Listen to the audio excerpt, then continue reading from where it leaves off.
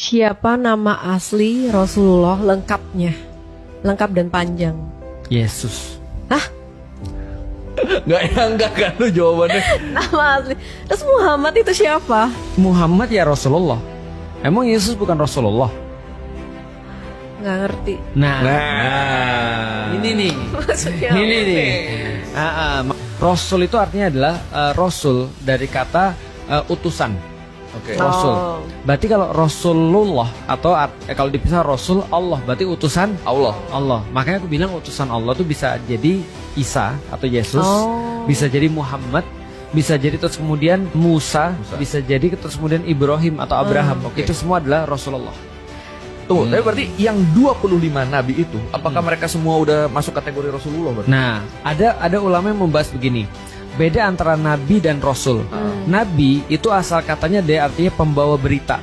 Nah, jadi nabi artinya pembawa berita. Sedangkan rasul pembawa risalah atau Iya. risalah itu pembawa pesan.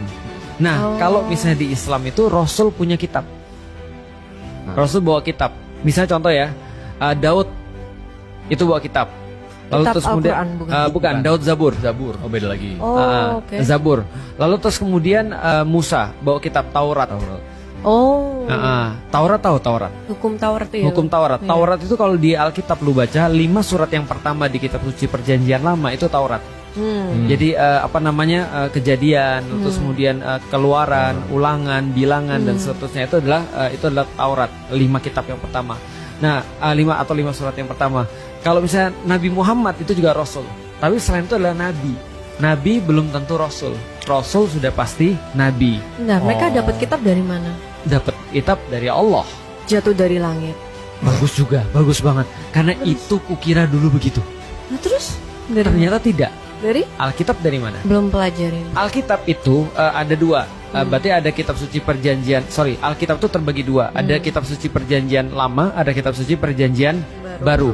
Nah, kalau kitab suci perjanjian lama kan yang aku bilang ada Taurat, Yep. lalu terus kemudian ada Mazmur dan segala macam. Nah, itu semua itu diturunkan dari Allah lewat revelation namanya wahyu. Masih ingat ya wahyu? Dibisikin malaikat. Dibisikin malaikat bisa, dapat ilham bisa, dibacain kepada dia bisa. Oke. Artinya itu adalah revelation dari Allah kepada para rasul. Itu adalah Oke. kitab-kitab itu sebenarnya. Nah, itu jawabannya. Terus dapat dari kan fisik kan? Enggak dong, enggak dong. Oh, kitab itu bukan fisik. Ingat, Bukan. Ingat, Al-Quran itu baru berbentuk buku, baru bentuk Al-Quran Iya. itu di zamannya Utsman. Iya. Pas di zaman Rasulullah Ngafalin. bentuknya Iya. Tapi lu bagus. Lu tahu dia bagus. Alkitab kitab itu bentuknya fisik itu betul.